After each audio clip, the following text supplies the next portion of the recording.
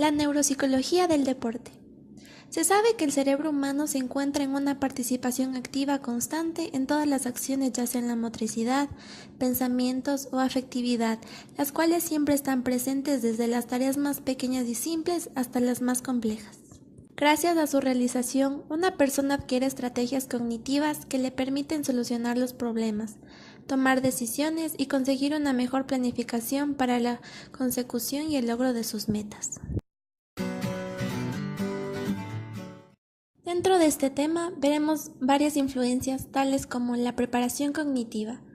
En esta el deportista se entrena a nivel físico y también a nivel cognitivo. De esta manera desarrolla una mejor concentración y mayor rendimiento, siendo importante el autocontrol y el control inhibitorio, sobre todo en deportes de alto rendimiento. En el funcionamiento del cerebro humano se identifican las funciones cognitivas. Estas funciones fueron denominadas inicialmente por Luria en 1984 como funciones psicológicas superiores. Este mismo autor planteó al menos 6 funciones, tales como atención, memoria, pensamiento, lenguaje, percepción y movimiento, funciones que se desarrollan en el deportista. Algunas variables cognitivas aplicadas en la neuropsicología, como procesos de entrenamiento, obtenemos la atención sostenida, que son recursos atencionales que los deportistas desplazan de manera consciente sobre una actividad determinada. La memoria verbal, que es la capacidad de memorizar la información de tipo conceptual, ya sea que la información sea suministrada por alguien entrenando a una clase. También la memoria visoespacial. Esta es una capacidad de recordar la ubicación de un objeto en un espacio determinado. La distribución visual del movimiento en la resolución de un problema motriz. Las alteraciones en esta función repercute en el reconocimiento de persona o elementos en el campo de juego. Existe también la velocidad de procesamiento. Esta función es predominante en los lóbulos frontales, siendo una capacidad que tiene un deportista para el procesamiento de información de manera veloz y eficiente. El control inhibitorio es una capacidad de las personas para inhibir respuestas que no son adecuadas. La flexibilidad cognitiva es una habilidad para mirar objetos y eventos de diferentes puntos de vista. Y finalmente el automonitoreo, el cual es una actividad para monitorear y regular los propios comportamientos que se encuentran en ejecución. Diagnóstico psicológico del deporte. La evaluación neuropsicológica es un componente clave del enfoque multidimensional recomendado para evaluar a los atletas afectados por un traumatismo o simplemente una contusión cerebral relacionada con el deporte. Las pruebas neurocognitivas no deben usarse como la única base de diagnóstico para determinar cuando un atleta está en forma tanto psíquica como psicológica para regresar a practicar su deporte. Para dar un diagnóstico, primero se debe conocer las particularidades de la personalidad, característica de los procesos psíquicos, estados psíquicos y las particularidades socio-psicológicas de la actividad deportiva. Todo esto podemos evaluar de varias formas, ya sean como las pruebas de lápiz y papel, pruebas de laboratorio, pruebas de terreno. Después de evaluar todo lo base, se prosigue con una entrevista donde se evalúa conceptos extremadamente importantes, como el área cognitivo, área afectiva, área volitiva y las características de la personalidad. En base a esto se saca un diagnóstico y se hace un infograma con los detalles para poder ver qué es lo que el paciente tiene. ¿Cómo aplica la neuropsicología en los entrenadores? El papel del neuropsicólogo ya es altamente conocido como la función en el rendimiento deportivo en altas categorías. El funcionamiento cognitivo es totalmente amplio y reconocido.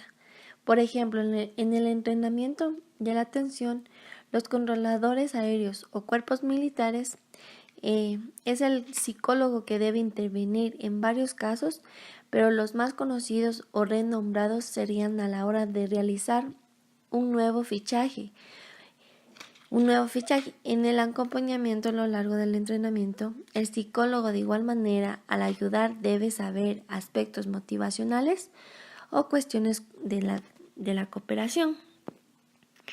En los deportes colectivos es importante entender cuál es el objetivo colectivo y quién es el rival.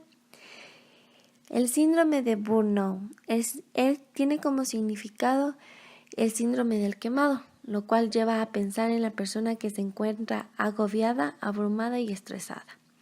Este síndrome se ha hecho evidente no solo en el ámbito laboral, sino también en el deporte. El síndrome de burnout está caracterizado generalmente por el estrés que provoca la práctica deportiva, la fatiga crónica e ineficacia. A continuación se exponen los síntomas que conlleva: físico, inmunológico, bioquímico y psicológico. Los físicos son los dolores musculares y articulares, falta de apetito, incremento de la presión sanguínea y mayor ritmo cardíaco. El inmunológico, baja de las defensas, lo que provoca vulnerabilidad ante las infecciones.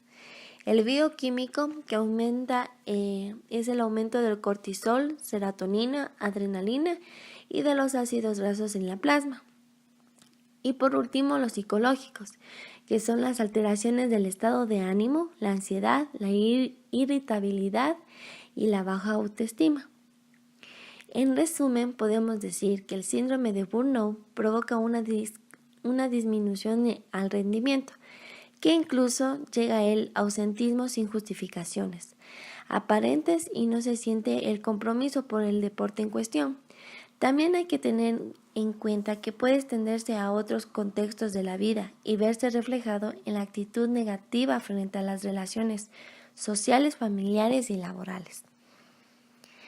El estudio neuropsicológico de la dismorfia muscular y del trastorno obsesivo-compulsivo está aplicando pruebas neurológicas que se encontró que los fisioconstructivistas muestran una capacidad limitada de la función ejecutiva en el control inhibitorio y flexibilidad cognitiva, con déficits visoespaciales moderados en la memoria no verbal, mientras que presentan mayores deficiencias de rendimiento en las mismas habilidades.